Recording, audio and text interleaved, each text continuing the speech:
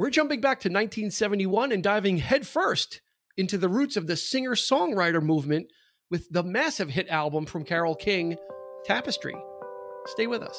Get ready for the 3324 podcast, where lifelong friends Dean Legiro and Eric Kuber share their love of all things music and movies. Dean has directed short films and is a music trivia buff.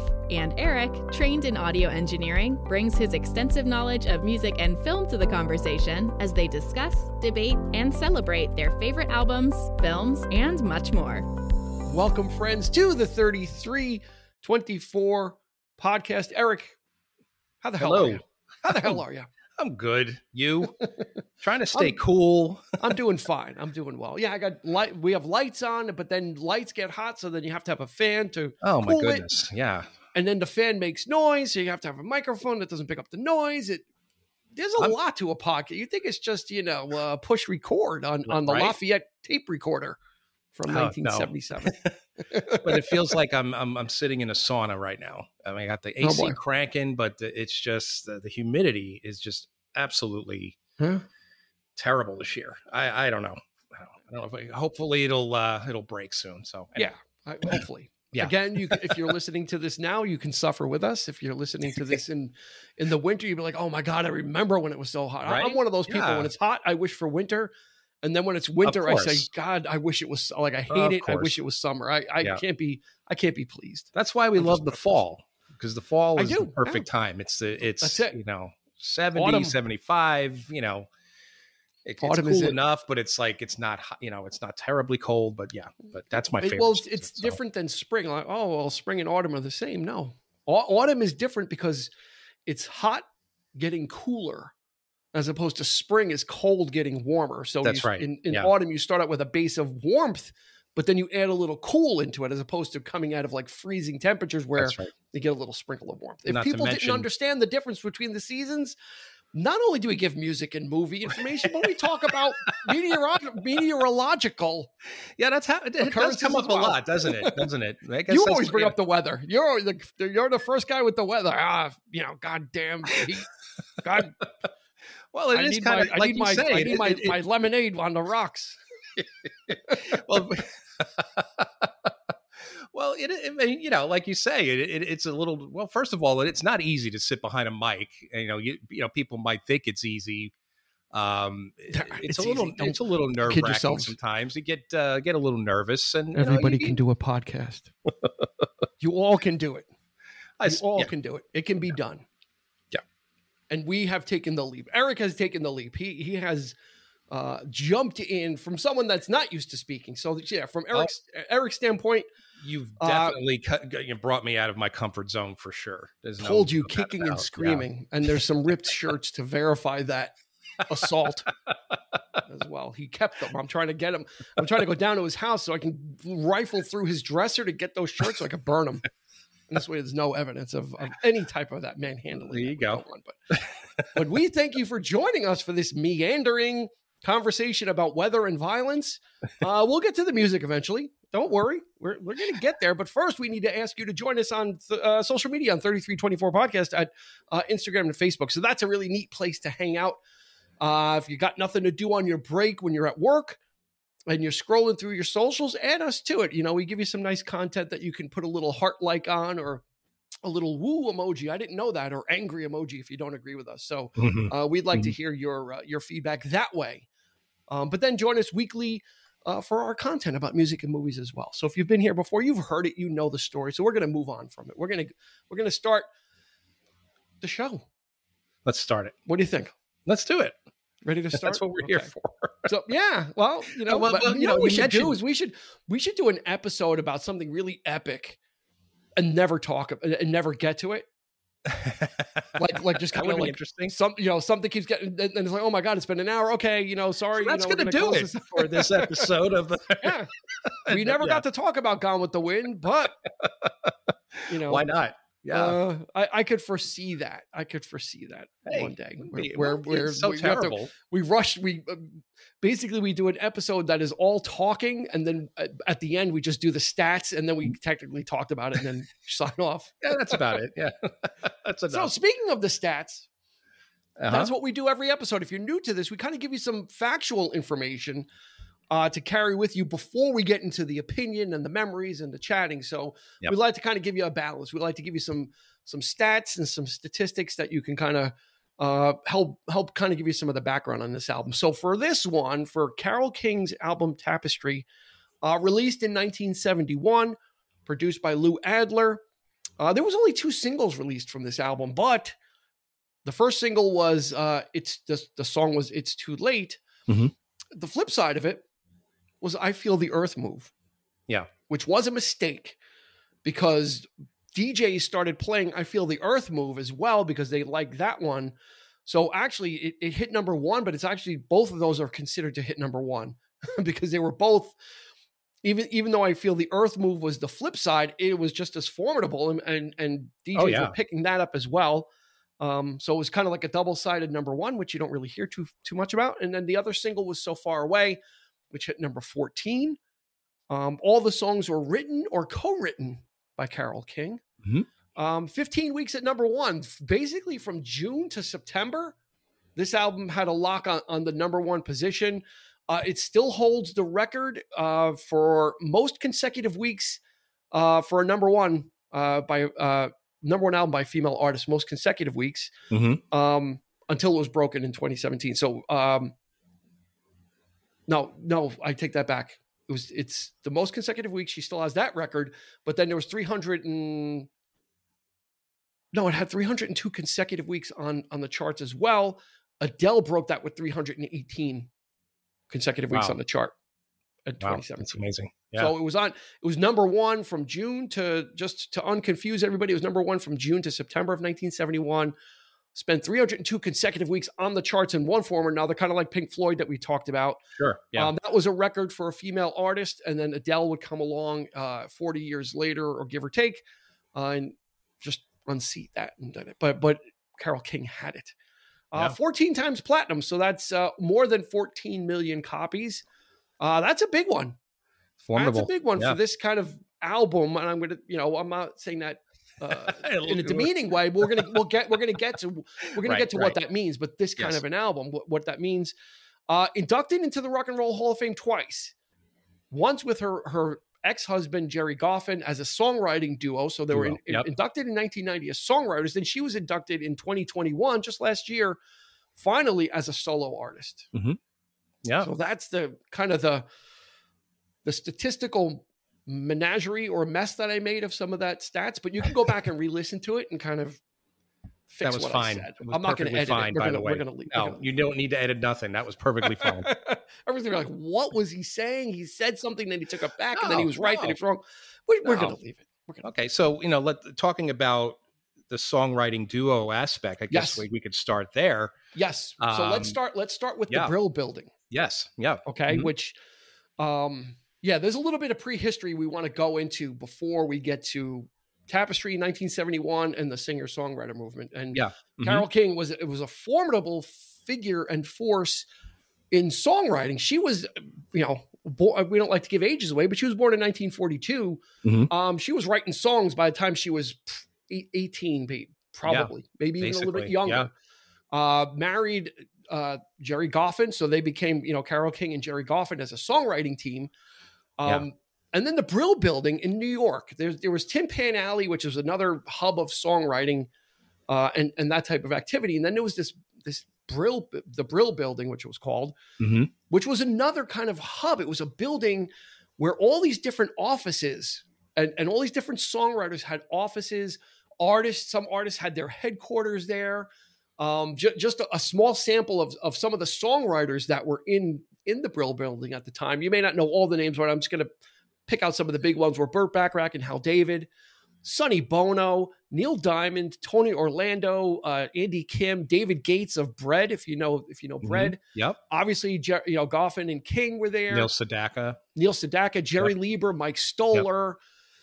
Oh God, Doc Pomus and Mort Schumann, Phil Spector. Those were some of the songwriters. Now, some of the artists, hang on a second, some of the artists that had offices in the Brill Building. So that was the songwriting faction, and that was some of the big ones. Bobby Darin, the Drifters, Connie Francis, Leslie Gore, Liza Minnelli, Donald Fagen, and Walter Becker had offices in the Brill Building. Also at the time, the Ronettes, Shangri-La's, Dionne Warwick. So this was just a hub of creativity. So people are writing songs. Artists have their offices there. Something that you don't see anymore. It was an era. This was the early 60s, just to kind of frame this. Early to mid 60s, when Carole King and Jerry Goffin were kind of staking their claim, and then throughout the 60s. Yeah, and some of the notable songs that they've done is a whole slew of them. 118 pop hits on the Billboard Top 100. Yeah, that she wrote. Up on the Roof by the Drifters. Just, the Shangri-La's. I mean, a lot of the people that you just mentioned that were there literally probably just walked down the hall into their office and got a song from them, recorded it. And so there, but there was also another songwriting duo that they became really good friends with, Barry Mann and Cynthia Weil, I think her name is Weil, who wrote probably, there was like this yin yang thing of some really great songs as well. And so they were kind of like alternating, like who was the better songwriting duo. And I think it was like a friendly competition of sorts, and they became really, really good friends. But when their songs got, played or they got made, so there was that the healthy competition there where, we love them, but we hate them, kind of thing. So, that was, it's amazing to me that, people started out there, and some of the most notable names that were just songwriters, they eventually became artists themselves. Yeah. Like they just broke out and just decided to do their own thing. Yeah, right. They were writing songs for other people. That was their job, was just to kind of churn out. And like you said, it was a competition. These were offices that were close together, so they would be able to be sitting in their little cubicle and hear what other people were working on and be like, "Oh my God, I was working on something similar. Now I need to kind of think again." Just some of the. Let me give you some of the highlights of the Goffin King collaboration. Will You Love Me Tomorrow by the Shirelles. Chains, which is originally done by a group called the Cookies, but then the Beatles covered it. The Locomotion by Little Locomotion. Go Away Little Girl by Steve Lawrence, but then Donny Osmond did it much later. Let's see. I'm Into Something Good, which not originally done by Herman's Hermits, but that would be their they would make that one a hit. Just Once in My Life by the Righteous Brothers. Don't Bring Me Down by the Animals. Pleasant Valley Sunday, the Monkees. by the Monkees. What else? You Make Me Feel Like a Natural Woman, which was Aretha Franklin. Of course, Aretha Franklin's big, the definitive one. So, she, and that's just some of the hits. But in the 60s, there's a chart, there's a listing. Literally 118 pop hits on the Billboard Hot 100 that she wrote or co-wrote. This is a formidable person. That is, she's said to have perfect pitch, so she can hear notes and understand and sing them exactly and know what they are. So this is someone that's no less than a child prodigy, because this was discovered at a very early age. I think she was 4 or something like that. So this is a person that was made for music. Carole King was genetically engineered by her parents to be a songwriter, bar none, and then to carve out her own career. Because some people spend their career and they make it's very great and lucrative as just a songwriter. I don't mean it that way, but as only a songwriter, and don't venture out past that. Like you said, Neil Diamond, Tony Orlando, David Gates, that, with Bread, they would eventually kind of cut their teeth there, and then stay, I want to do my own. I want to write the songs, but I also want to perform them because I maybe can do a better job or put a different spin on it. Well, when she first started out, I think that's what she was only content to do, was to be a songwriter. She didn't want to be famous. She didn't want to, but she had that talent. She knew she had, this is something that I was meant to do. And ironically enough, it was Jerry Goffin who wrote most of the lyrics. So when you think of songs like You Make Me Feel Like a Natural Woman, he wrote the lyrics to that song. He understood. And that's what made him such a formidable presence in himself, is because you're writing song from a female perspective. And that's amazing. And it's sort of like almost like an Elton John, Bernie Taupin type of situation, where Carole King wrote the melody, she wrote the arrangements, she was able to do it like that in an instant. I think Tony Stern, who worked with her on the album Tapestry, said that I could churn out a lyric. It would take me 2 days to come up with a lyric, give it to Carole, and she would have it within like 2 hours. Yeah, well, so, if you've got that understanding of music, right. It's and if you're working in a competitive environment as a young person, right? You're talking, early 60s, Carole King was 20, 22, 23. Yeah. In this building, going to work every day where that's your profession, but you can hear what other people are doing. You have to up your game, right? You can't just kind of lay back and be like, oh, okay. Yeah. You can do that, but you're not going to be very successful. Or you can rise to the occasion. And she just developed, her and Jerry Goffin developed that ear. They developed their working relationship. They also were married, so there was that as well. Yeah, had a couple of kids together, so there was a little bit more there. But yeah, you're right. She just had this inane knack to be able to put music and write music and compose. And then in 1971, kind of. It's interesting that it happened in 1971 because we would start to see this overlap. Yeah, I want to talk about some of the albums of 1971, and I think I think you'll see that there's a distinct overlap of what was happening in 1971. Mm-hmm. So some of the albums that came out in 1971, "L.A. Woman" by The Doors, right? Yeah, "Pearl" by Janis Joplin. On the flip side of that, you had Paul McCartney's album Ram. You had Yes put out 2 albums. They put out Fragile. They put out the Yes album. Madman Across the Water from Elton John. Mudslide Jim and the Blue Horizon by James Taylor. Yep. Tarkus by Emerson, Lake and Palmer. What's Going On by Marvin Gaye. Yeah. So there was this big titles there. Yep. And Blue by Joni Mitchell. Sticky Fingers by the Rolling Stones. So there was this overlap of certain artists from the 60s kind of exiting the scene, like The Doors, obviously because of death, but, Janis Joplin because of death. But that whole hippie aesthetic, was kind of leaving, right? Yeah, prog music was coming in. Metal by Pink Floyd, which is still probably their psychedelic-y, still, like kind of the last vestiges of that. Right. But then you have full-on prog music coming out, which was a whole other splinter. We talked in the 70s where music really splintered into these different genres.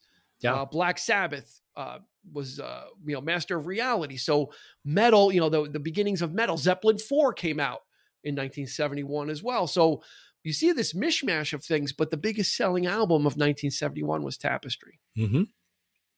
Right. And I think there's Vietnam was going on at the time. And I think a lot of people were and I think we mentioned this as well at one point when we talked about, it might've been, well, we always mention, all of these splinter things and all of these things that happened within this time frame, but people were looking inward.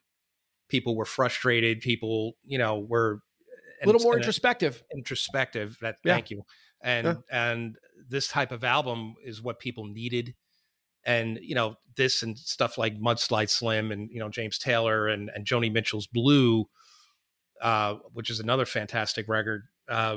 It was something that it wasn't overly, produced, overly recorded. It was something that was very, very intimate and very, well, like you say, introspective, but it had the right salve to what was going on with people who felt defeated and wounded. And you didn't, you didn't really see this in the 60s as much. If there was a person with a guitar by themselves on a stage, they were immediately considered a folk singer. No matter, right? No matter what, they're a folk singer. Because everything, when I was thinking about it, I'm like, the 60s were really dominated by groups. Beatles, Stones, Doors, Hollies, whatever it is. It was dominant. It was really like groups that really dominated the 60s. Mm-hmm. It wasn't a lot of like solo artists, but then you get to 1971 and I started like kind of digging a little deeper. And yes, I'm going to go through a list, and some of these artists had albums in the 60s, but they didn't start having hits until 70, 71. And let me tell me if you find a common thread in these artists. Yeah. James Taylor, Gordon Lightfoot, Don McLean, Roberta Flack, Jim Croce, John Prine, Joni Mitchell, and Cat Stevens. They have anything in common? They're all the same. Yeah, they're all singer-songwriters. They're all singer-songwriters, right? That right. singer-songwriter aesthetic was kind of bubbling in the late 60s. And these, Gordon Lightfoot had albums in the 60s, but he didn't get popular until like 1970 with If You Could Read My Mind and those introspective things. And Roberta Flack, same thing, a couple of albums in the late 60s, but then, 71, 72, she gets popular. Don McLean, the poster boy for this type of thing. Yeah. American Pie would come out in 72. Oddly enough, his first album was called Tapestry. It came out in 1970. That's wild. Yeah. Isn't that weird? Yeah. He was off by 1 year. Everyone's like, oh my God, the best-selling album in 1971 is Tapestry. No, not Don McLean's Tapestry. Yeah, right? Yeah. So just by rattling off those names, this is where it started. Like, I think, this is kind of like the jumping off point. And then you've got Carole King. Yeah, it was a whole new type of thing too. It was like you mentioned folk, everybody puts you have an acoustic guitar. People were usually singing about, rebellion and political and it was politically charged. You think Dylan right away. We are the voice of the people, Joan Baez, and these were songs that were very personal, very, very inward, very, they were talking about love. They were talking about relationships, they were talking about life, really. I mean, just everyday life, not something, like necessarily like, like Marvin Gaye would do, what's going on and reflecting on the times, of course. I mean, yeah, a lot of them did that too, but also that very personal, less romanticized, love songs in the 60s. I love you, you love me. We'll get this figured out. Like, this bubblegum became, pop. Yeah, exactly. Exactly. Period. I'm into something good. And even Carole Yep. King's songs reflect that, Right. Yep. You get into the early 70s, and it is that inward look of, am I in love? Do I love this person? It's not easy being in love, those types of things. And her song, like You've Got a Friend, almost a direct response to James Taylor's Fire and Rain. Yeah. He's got a line in there, when you've got no friend. And then her response, well, you've got a friend. Right. Yeah. So there is that kind of, that tenderness as well, that these artists all kind of started to exhibit or start to kind of put out there in popular music. The difference with Carole King and Roberta Flack, I'll put her as well, is that they're the piano players. Everybody else was that person with the guitar. Right. Yeah. Carole King comes in with the piano, a piano-based album that sets it apart. It gives it a different sound. Mm-hmm. Although she's, Elton John, Man Across the Water was there with Leave On and the hits that he had, Tiny Dancer. But she's kind of like the female version of that. And it probably even obviously eclipsed him because, she was the big deal. He was still kind of cutting his teeth and figuring things out. Yeah. But she comes in with like, I Feel the Earth Move, like the opening track. It's like, well, she already had the skill. She already had the songwriting skill. She comes busting in. In this album, she comes busting in. Yeah. Yeah, absolutely. And ironically enough, James Taylor was apparently the one who influenced her to go out on her own, because at this point she was divorced from Jerry Goff and they moved to LA. And there was this whole thing. So she met a couple other guys and, those didn't work out necessarily. And it was around this time that, she had to break out on her own, because this was something that, well, I can't keep writing songs for people. I have to do this myself. And wasn't sure if it was going to be a success or not, but just the idea of just having to do it, just to do it, was, you got to try. And that's her whole attitude was, as long as you try, you may not succeed. People may not love you. I don't have the best voice in the world. I know, compare her to Aretha Franklin with, Natural Woman. Of course, Aretha Franklin just takes it to a whole new level, but yet her version of the song is something completely different. Yeah. She reclaims no it less in poignant, a different way. no less. Yeah. Right, exactly. So, And she got some help on this album too. So James Taylor figures prominently in it. Acoustic guitar backing vocals. Joni Mitchell also is on this album. That's right. Some of the California guys that would be big in the 70s, Russ Kunkel, Danny Kortchmar. Big session guys. Danny Kortchmar, Russ Kunkel are the epitome of like the 70s sound. Ronstadt, Carly Simon, right. Would be doing that. Also, a gentleman by the name of Curtis Amy. Do you know what Curtis Amy might be be known for in our circle? It's obscure. I'm going to get you obscure. It's obscure, but I mean, no, I don't. On this album, he plays flute. He plays tenor sax. Okay. Curtis Amy in my life. Where's the bell? I know he's going there. No, we're close though. Okay. But Curtis Amy in my life played the sax solo at the end of "Touch Me" by the Doors. That was Curtis Amy. Oh, nice. They have all that horns. Touch me, yeah. And they've got the horn section, but at the end there's that sax solo. That was Curtis Amy. I was thinking of like Balance of Power, an ELO, like the sax on that album, because there's some sax on some of those songs. So I was going, you know what? I should go look that up now and verify. There you go. But yeah, so she assembled a roster of players with her, people that could get this done. Yeah. I don't think you know what? I don't think it made a difference, because what comes across to me in this album is Carole and her piano. Yeah. Everything else can really go hang. Honestly. It was, if it was just her at the piano and they recorded and maybe a little James Taylor guitar, you're fine. You're fine with this album. It's a very understated album musically. I mean, the people are there, but they're not, it's very subtle. I mean, the production is just way down.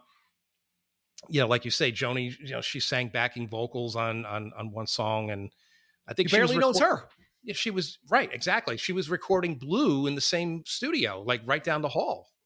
So it was, and I think a lot of these musicians were also playing on her album, also on James Taylor's album. I think he was recording at the time.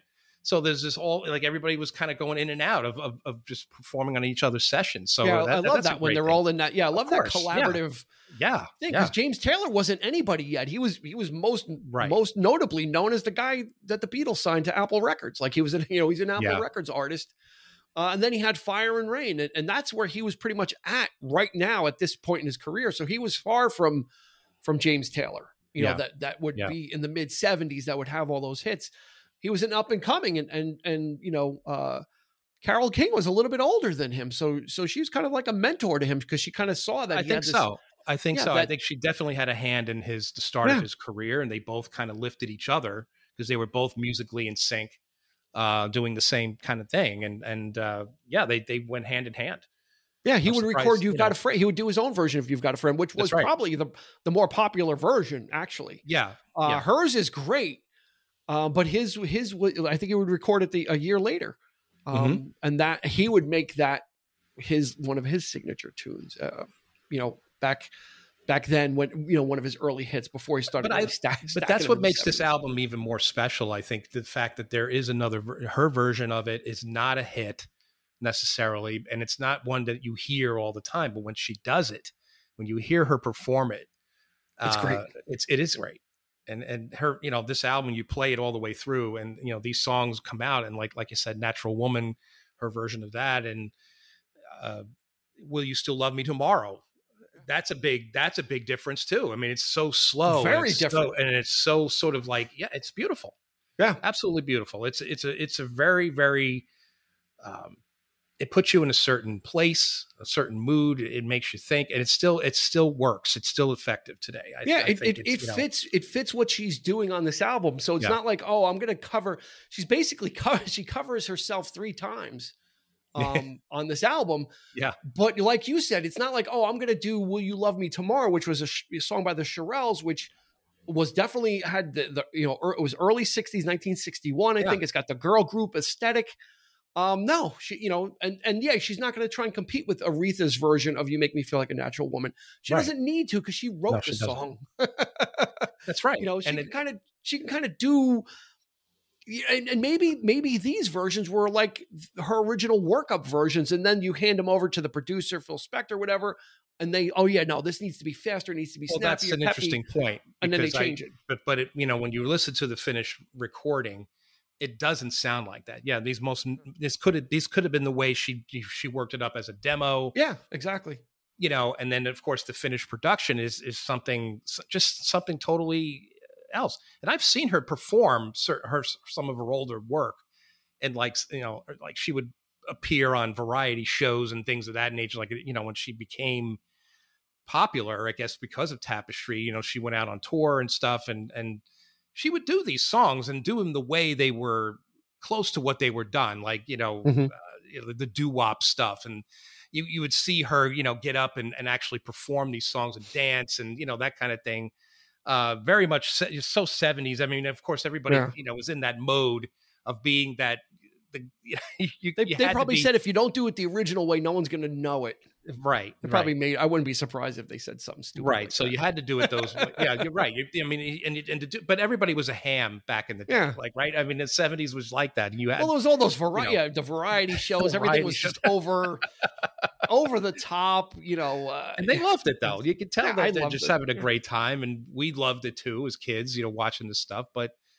You get back to this and you put it on, and it's just a completely different. You need an album like this. I think everybody. Yeah, it's a mood changer. It's an album you put on when you're in kind of a pensive or reflective mood. Right. Yep.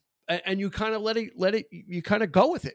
And yeah, when I was listening to this a lot, I'm kind of like, yeah, it kind of calms you down, and it's not a downer album. It's not.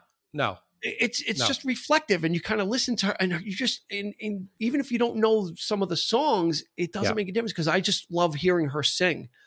Like Where You Lead, it's like a gospel. It's got like a gospel tinge to it, a gospel flavoring to it. And Carole King can handle anything you throw at her. So, she's got the tools, but she doesn't really need to show you that she's got the tools, That's right. And she does let it out, when in her version of Will You Love Me Tomorrow, she definitely goes for some of those notes in a way that the other song was kind of more of a pop rapper, in a pop rapping. Her version is it's much more emotive, a lot more emotion behind it. It takes its time, her voice, getting to where it's going. There are those, she hits those levels, and there's no doubt. And then the way she just accompanies herself with the piano on that, she kind of knows what, they almost sound like you said, they almost sound kind of demo-y. But that's okay, because it doesn't need a whole lot behind it, because you've got her. And she was definitely an inspiration for young artists. Like, I think of people like Laura Nyro, who was on the scene at the time, and she wrote some, a lot of Fifth Dimension did a lot of her songs, and a lot of the soul groups and that kind of thing. And she wasn't exactly the greatest singer, but she had that same aesthetic of doing it her way, and her way was her way. It was, you get something from that. And I think even Elton John said as much of both of them, the saying, I prefer their versions to, the groups that did them. And even though they have the chops, they have the harmonies, they have, all the polish to do this stuff, you sometimes you prefer the, the introspective version, because it's them, it's them, emoting that. And it wasn't just about, having somebody, a pretty face or someone who was perfectly pitched to perform a song and do it just perfectly, exactly. You needed this kind of personality in music at this point. And then a lot of these artists were like that. Jim Croce was one of my favorites. I mean, he doesn't have a tremendously fantastic voice, but I love his voice. But it's just, again, very just that. Yeah, it's what they do with the material. They do with it, and it's what they do. With the melody. It's how they personalize it. Yeah, it's the same thing with Don McLean. It's kind of like, the song Vincent. Or I didn't put him in here, but even John Denver started kind of early 70s kind of Sunshine on My Shoulders, and kind of threw his hat into the ring as well. That's right. So there was this subculture, and everyone would now it's kind of like light FM stuff. You hear it like that, but back then it was this subset of artists that were kind of looking at lyrics and looking at songwriting as a craft. And it was less about the production, right? Because it was more about, okay, yeah, I've got an acoustic guitar, I can play it. and we'll go with it. And that's what a lot of these artists were. And Carole and Roberta Flack were like, I've got a piano and I can play it. So let's make that the centerpiece of what we're doing. And we don't need a big band or slick or string sections behind us. You really don't, with any of these artists, you really don't hear that. Right. They keep it sparse so they can keep you on message. Right. But so you're not like me being, oh my God, the beautiful butterfly, like distracted by the strings and distracted by the little chirps and different things. It's like, no, this kind of focuses you in. They keep it sparse to kind of make sure that you're invested in it. And that's what I got out of this. And these people were, I'd like to think, I don't know if this is the case or not, but you're talking about an album that is some of the albums that you mentioned, Led Zeppelin, you would like to think that a lot of these groups, they were equals, and musically speaking, what they were doing and what they were trying to achieve. I think, I'd like to think that Led Zeppelin, like, when they're hanging out waiting to go on stage, you're listening to Tapestry, because it was was such a groundbreaking thing, like these artists were like really that was the thing that they were into. That wasn't about I'm better than you or whatever, or at least, I don't know. I mean, I'm probably generalizing it too much, but I'd like to think that was the case. No, I think so. I think a lot back then, I think it was more open. It was just right. It was just, everything was happening all at the same time. I can't imagine any of these artists not really digging into what they were. Oh, that's interesting. And that's cool. And just because there's so much of it and so rich. Yeah. Because it was more of a scene back then. It was more of like everybody kind of knew each other. It seemed like it was like a club. Yeah. Yeah. Like, even though there was like a New York faction or a San Francisco and LA, an English faction, within those factions, there was all this cross-pollination of all these people knew each other. They would they would party with each other. Yeah. They'd be hanging out and you'd see a picture of, Clapton sitting in the studio while someone else is recording or whatever, just kind of hanging out. That's right. Yeah. Not necessarily putting in their 2 cents, but kind of stopping in. Yeah. Oh yeah, I'm next door doing this. And they'll come in. Oh yeah, let me watch a session. Genre let me see what's going on. Was not a factor. It didn't seem to have that separation. Everybody was kind of looking over. They were just artists over their fences, right? Looking to what the next door neighbor was doing. Like, hey, I like what you're doing there. Let me come hang out with you. Like, I dig that. That's the spirit of that. Is I don't know. Over the years, it just kind of changed. But I mean, things just became so much more compartmentalized, just sort of like everybody was in their own little box. The innocence would wear off, as you got more into the 70s, record companies, there's gold in them, their hills, there's so many of these artists that they can just be signing. And, and it became a money thing. And then, and you hear, we've talked about on a couple of episodes too, where then artists start to complain about the labels and making them do stuff or not getting the royalties, so then the business of music got into the music business. Yeah. Right. Sure. Yep. Which is kind of, it's sad. So this early 70s, you're coming out of the, that psychedelia and all the idealism of the 60s and kind of like, okay, now it's the 70s and you've got Carole King waiting for you. Yeah. Just to kind of deliver, well, honestly, 12 million copies. This album was a beast. You want to say crunchy granola, chick music. No, you can label it whatever you want. This is just a fantastic album to sit and listen to. Oh, it was definitely I agree. I totally agree with that. But at the same time, it was. I don't think it's chick music. Just to clarify, no, it was a tremendous shot in the arm for women artists, though. Oh, absolutely. Well. It was a landmark for, I think everybody, even Tori Amos had said, listening to Carole King's music was like stepping into her life. And if you know anything about Tori Amos's music, I mean, she gets real personal about some dark moments in her life, and won't she go goes there. All but the it's way. like, she goes all the way. But to hear her praise people like Joni Mitchell and Carole King, it's. So the influence is there. Yeah. We got to throw James Taylor in here one more time under the bus, I suppose, because you were talking about Tony Stern, lyricist. Yeah. The song "It's Too Late" was written about James Taylor after they had an affair and it ended. Yeah. So her words to him was, "It's too late, baby. Now it's too late." So we really did try and make it. So she had a fling with him, and that's where those lyrics came from, you know? And it's those are assertive lyrics too. If you're talking about from a woman's standpoint or where women were in 1971, voting and just women's rights and all that stuff, the Equal Rights Amendment. For there to be such assertive lyrics as well coming from women, you know, and like you said, Joni Mitchell following up and all these other artists kind of championing that movement. And it being popular, you know, this was 12 million. So this wasn't 12 million women buying this album. No, I'm not ashamed to admit that I love this album, you know, that I could put it on and Zeppelin 4 only got to number 2 in 71. It did not hit number 1.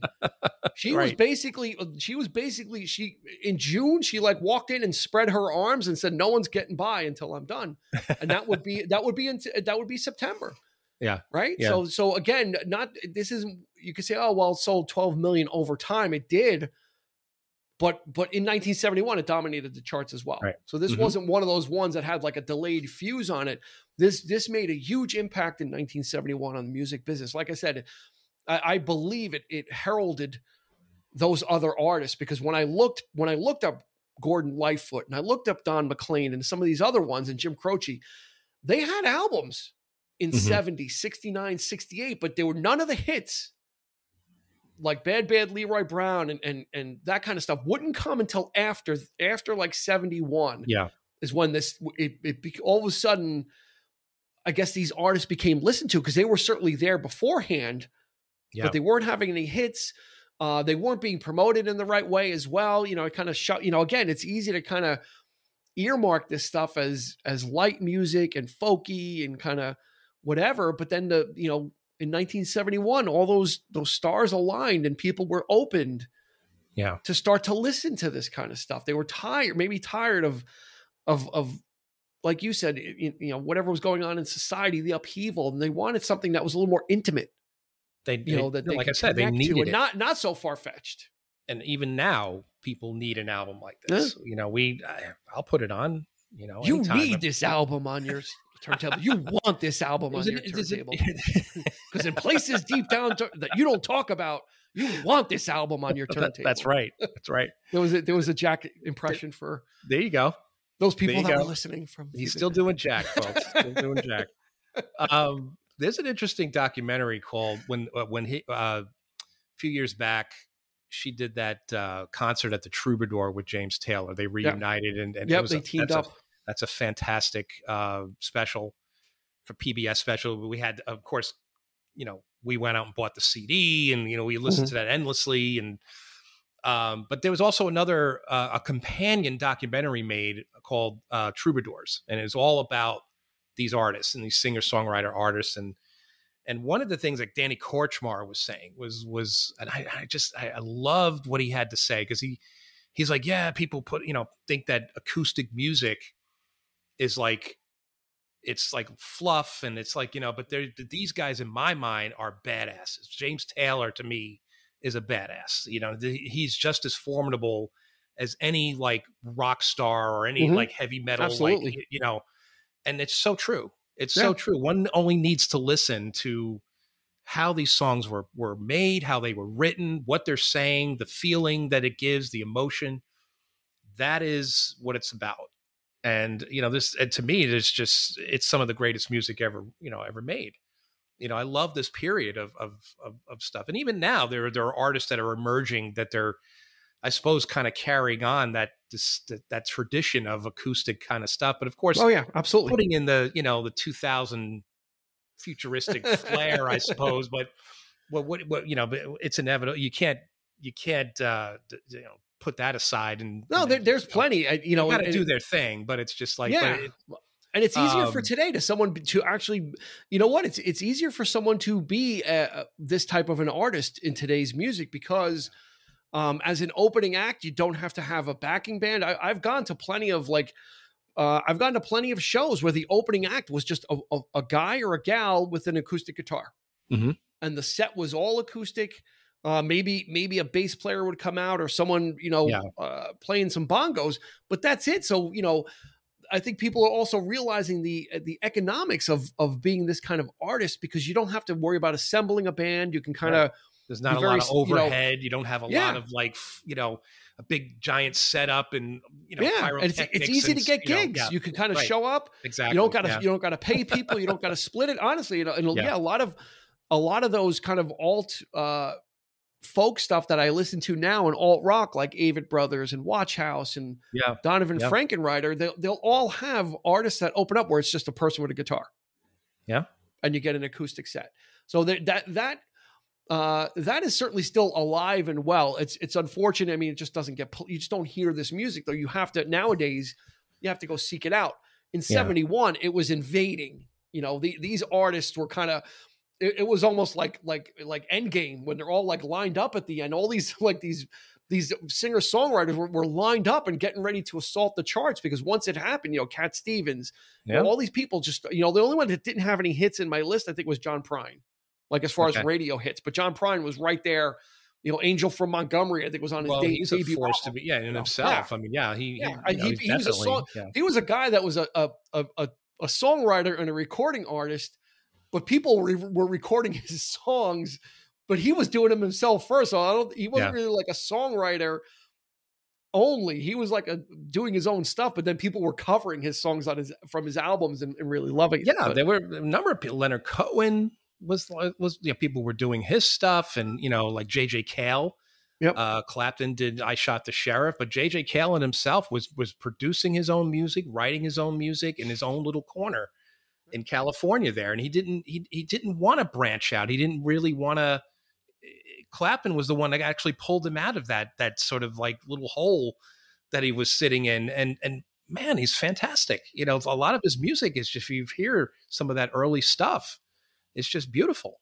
Magnolia and, oh man, it's really, really, and he had such a great, very distinct guitar style and voice. And I mean, this, I think once the record company started making money with it, well then, we want to start signing more. So that was a great thing. It was a great thing that this album did so well, because then it did open the doors for record companies to be open to these types of artists and to sign more and to maybe take more of a chance or extend contracts. Like I said, Gordon Lightfoot or these guys had 3 or 4 albums beforehand that were duds, and then all of a sudden they hit the 70s and they're just cranking them out. So I think there was the confidence now that the label had as this is a viable source of revenue, which they care about. But then what it allowed for the listening public is to be exposed to all these artists as well in this kind of time frame. Because as you started to move towards the mid 70s, it would kind of, James Taylor would be the last man standing. I'd put it this way. Carole King's next album, it sold like 1 million copies, which is nothing to 14 million. And then she was basically off the charts. She was done. Like, she didn't have anything. Her next album had Jazzman on it. Which in itself was like this big produced thing. Like the arrangements were bigger. Like, as the music grew, even these acoustic bands, they had this lush arrangement, strings and horns, and all this stuff started. She couldn't buy a hit after this, though. Yeah, right. So she kind of like Tapestry kind of rose, exposed people to this type of music. And she recorded prolifically through the 70s, through the 80s, through the 90s, recorded, but did not have anything. Like I said, that one hit afterwards. James Taylor would kind of take it and run with it, and Carly Simon would take it and run with it. Yes. But then by the end of the 70s, this type of music just got washed away by the 80s. Like, you couldn't, James Taylor survived. He was probably the only guy that kind of made it through. Meaning in a popular way. Obviously, Joni Mitchell was there throughout, and she was very prolific. She went to a jazz kind of period. She knew how to reinvent herself. She kind of moved away a lot of from different pockets. So she knew she was an innovator that way. So, but so there was that singer-songwriter aesthetic would almost be looked on now as a hippie thing, or very much of the early 70s. But the influence was, like you said, was felt far and wide, though. That's the thing is, these guys are now on the kind of, the hit circuit or whatever. And and some passed away, like Jim Croce didn't even get a chance to. And, I know, too soon to do Way anything. But yeah, James Taylor. I saw James Taylor in. We both saw him together. Mid-'80s. I saw him in the mid-'80s. I think it was. We saw him in White Plains, Westchester County Center. You were there. That's right. I was with you, and so was our friend John. You know, we were there. Mr. Leland Sklar on bass. Yeah, it was a great show. His big claim to fame, he always, I had this beard before Jerry Garcia, or I looked like this before Jerry Garcia. Like, that's his claim to fame. Yeah, he's got a YouTube thing going on. Yeah, he's got his own channel. He talks about music. He talks about songs. But he's always talking about Phil Collins. Phil Collins always comes up. Like, it's another Phil Collins episode. But yeah, he talks about the views. It gets the views. Yeah, Lee. That's a strange thing. Is Lee Sklar is like a faithful bass player for James Taylor. Yeah. But then did double duty in Phil Collins' band. But as Phil Collins as a solo artist, go figure. Grabbed Lee Sklar, who's a pro among pros. I mean, if you can get Lee Sklar, you may as well get him. Yeah. The fact that he said yes was the weird thing. Right. And our friend Andy, who's frequent contributor to the podcast, he had an uncle.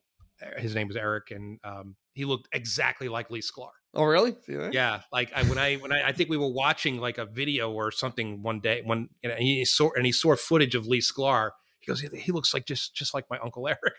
Yeah. Unless Lee Sklar said something, maybe it wasn't Jerry Garcia. Maybe he said I had the beard before ZZ Top or something like that. He was talking some smack about some aspect of because he's got the really long beard like ZZ Top, and that's kind of like his. You can barely see his face. He's all beard and mustache. Like that's like the thing about Lee Sklar. Hair. Yeah. So he would be a stalwart though member of James Taylor's studio band and touring band as well. So it looks like James Taylor kind of was able to ride it. Now in 2014 though, Carole King would see a resurgence on Broadway, and they came out with a show called Beautiful, which celebrated and put a story to her life and her music and her lyrics and her experiences. So it was great that even though she kind of literally flashed, as far as music goes, flashed for a year, shone brightly, and then kind of didn't do much. You can't discount everything she did before as well. And the fact she was still writing songs, but it just wasn't connecting. It just kind of stopped connecting. So in 2014, they had the Broadway music Beautiful. The musical, right. but like I said in the beginning, she was never really looking to become famous. I think she found peace in her personal life. She moved to Idaho. She had a farm. She was really in touch with nature. This whole and she was very, very content to live her life that way. She could still write songs, and it was just enough to get her, what she wanted in life. And that I think that's great. I mean, it's like but yeah, and then the musical happened, and it's like, why are they making a musical about me? Like, but then you figure, why not? Right. Yeah. I mean, you're celebrating not only Tapestry, but you're also celebrating all that great music you did before then, for all these artists. So yeah, if they can make a musical about Spider-Man, they can make a musical about Carole King. King Kong. There's a King Kong musical on Spider-Man Turn Off the Dark, and Spider-Man's like falling off the ceiling, breaking his back, and they have to cancel shows. Make one about Carole King. It's going to be someone behind a piano. It's low risk. No stunts. No, that's right. That's right. But I've seen footage of the show, and of course they amp it up where it's like people dancing, and they're playing. I feel the earth move, and it's a whole big production. But it's like, it's cool. It's still really, safer than Spider-Man. I'll tell you that. I can say that without having seen either one. That was probably a safer production than Spider-Man. Right? Turn Off the Dark. So right. As we close out. Safe to say that the hits are the big ones. I mean, let's just run through a couple of these. It's I feel the earth moves so far away. It's too late. Yeah. You've got a friend. Will you love me tomorrow? And you make me feel like a natural woman.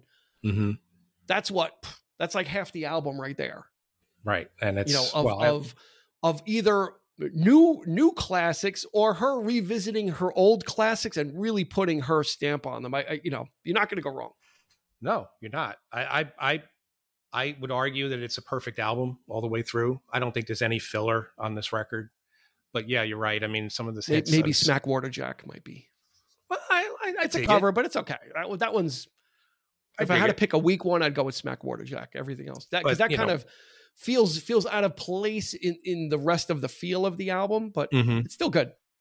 Well, it's still good. That kind of thing where that's the kind of thing that she would lean into, like in further on in her career, when she would start performing these kind of, and then she would, get into like the band aspect of the music. And, but So Far Away, probably my favorite track. I always loved that song, even then, like even before I knew what Tapestry was and how important that album was at the time. And you'd hear that on the radio, and I was always like, this is a great song, but should I like this, or should I be into Led Zeppelin? Or I'm not crying, you're crying. I'm not crying, you're crying. Right, exactly. I would go with I Feel the Earth Move, only because it opens the album. Yeah. And it is just like, the album just kind of kicks off, and it kind of like, it's like the launch. It's like the blast off of the album. And I really like the way how the album starts off so strong with that, and then So Far Away, and then It's Too Late. So you should really, it really is smartly arranged, the album tracks too. It kind of gets you in there, gets you in the mood. Yeah. And then you go along for the ride the rest of the way. Well, there was an interesting point made, I think in one of the documentaries that I mentioned, that about the order of the songs and how Tapestry itself, or the song that closes out side one, it's almost like an interlude. It's like an intermission type of song where musically it feels like that. Like you have a song that kind of, it's not really like a hit type of song, but it's like it serves a function that you're going to get up, change the album, you're going to turn it over. But it's that kind of song that leads you into doing that. Interestingly enough, it works that way. And I thought about it. I'm like, hey man, that's so right. Because I was used to listening to it, of course, on CD, and you listen to it all the way through. But then on vinyl, it's a whole different experience, as it usually is. So, but that's something we could hopefully talk about in the future. Vinyl, and the to advent close of out vinyl. the homage, there was an artist that sang a song which I thought was Carole King. Any ideas? It's actually a guy. And for a long time, I thought it was Carole King, and it's the song "I Saw the Light" by Todd Rundgren. Okay, because it was inspired. It was inspired by I could see it. Carole King and Laura Nero, and his vocal performance sounds like Carole King. It sounds like Something Anything is a fantastic. But specifically, I Saw the Light is it sounds very much like a Carole King song. You're right. And the vocal, because he used to sing in that. He used to sing in that higher. He used to have a very high angelic voice, so he could pull off. Sounding like Carole King. And if you listen to I Saw the Light, maybe I'll throw it in the show notes. Give it a listen and close your eyes and be like, I could. That might be Carole King. On Tapestry. I don't know if it'd be on Tapestry, but it sounds like Carole King, because he just type song. He hits that, even with the quality of his voice, because it sounded very effeminate. Which was perfect for this song, and of course, Hello, It's Me, but that, if that was his big hit, but I Saw the Light was his kind of his minor hit. But that's that one's a little bit different. It's more of a different register, but I totally see it. I totally, you're right. It does sound like a song that she would have written. The arrangement, the melody. Absolutely. It's got the Rundgren spin on it, the Rundgren weirdness in there a little bit, but overall it's a pop song that kind of is an homage to those two songwriters. And I'm glad you brought up Laura Nero. So and then of course the backing vocals too, like the harmony vocal. A lot of these artists did it themselves, but it was like that kind of I totally see it now. And the more I think about it, the more now you're gonna go. Okay, we need to end the show so Eric can go listen to I Saw the Light, and then he'll text me like, so we're gonna hopefully give you the same experience, and we'll drop it into the show notes. I'll drop a link to the music video so you can listen to that and check it out, because you're gonna listen to Tapestry on your own anyway. It's on Spotify, it's available, so check that out, and then we'll give you that little extra bonus kicker. And that's gonna do it for this episode of the 3324 podcast. A blast talking about Tapestry. Wow, one of the classics. And I'm glad we did. I think everyone should listen to this. I think it fits nicely in with our Billy Joel our Elton John episodes, our Fleetwood Mac episodes. Steve Miller Band. Yeah. Yeah. Carole King fits right in there. So this isn't so much of a stretch. And if you've never listened to Tapestry, sit down and give it a whole listen. You're going to know a lot of it. If you listen to AM radio or classic or oldies radio, you're going to know a decent amount of it. So it won't be a stretch, but get to know the rest of the album and really kind of take in what she can do vocally. So we're going to leave it there. That's going to do it for this episode. Thanks for checking us out. Join us on social media. You know all that. We said it in the beginning. We'll leave it here. For Eric, this has been Dean, and we will catch you on the flip side. You've been listening to the 3324 podcast with Dean Legiro and Eric Kuber. You can find us on your favorite podcast provider, so please like, subscribe, and rate to become a part of the 3324 family. Your feedback is important, so make sure to follow us on Instagram and Facebook at 3324 podcast and on Twitter at 3324p to join the conversation.